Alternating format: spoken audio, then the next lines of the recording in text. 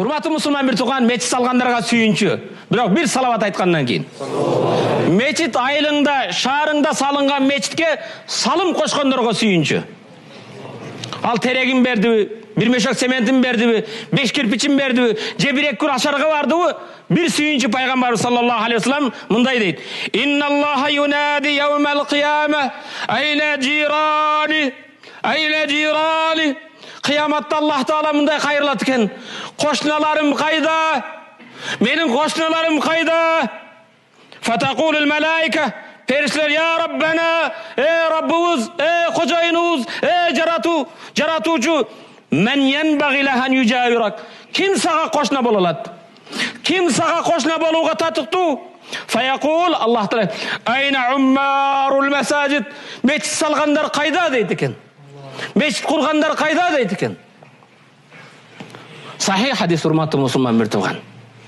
Кыяматта Аллах Таала бүгүн сыймыктанасын: "Мен паланчы министрдин кошнасымын." Не болуптур? Не пайда? Сага бир келиме айттырып атабы? Же таспа айттырып атабы? Паланчынын көчөсүндө жашайм дейсиң.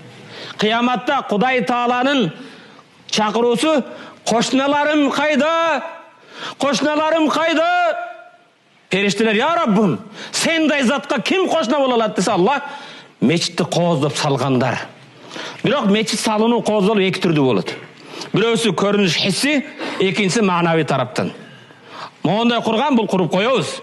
Бирок маанавий тараптан болгон курулуш, келип рүкү кылуу, сажда кылуу, ибадат кылгандар бул. Мечитти кооз салып туруп анан кара кулп менен кайтарып койсок, анда болбой калат, урматтуу мусулман бир тууган. Хазирет Усмандан риваят кылынган Сахил Бухари, Сахил Муслимде муттафакун алейх эки китепте келген. Хазирет Усмандан риваят кылат: Пайгамбар саллаллаху алейхи вассалам: "Ман бана лиллахи масжидан ябтагhi биха вajha Аллах, бана Аллаху лаху байтан фил джанна." Ким Аллах үчүн бир үй салса, Аллахнын мечитин салса, мечитти салуудан максат элдин доошуна алып шайлоо эмес азыр. Ябтагhi бихи вajha Аллах, Аллахнын ыраазылыгын үмүт кылып мечит салса, бана Аллаху лаху байтан фил джанна, Аллах ал адамга бейиштен ушундай үй курат. Башка бир рет мислаху, ушуга окшогон үй берет дейт. Ушуга окшош дейт. Башка бир хадисте пайгамбар саллаллаху алейхи вассалам: "Ман бана лиллахи масжидан валау камифхаси кататин, бана Аллаху лаху байтан фил джанна."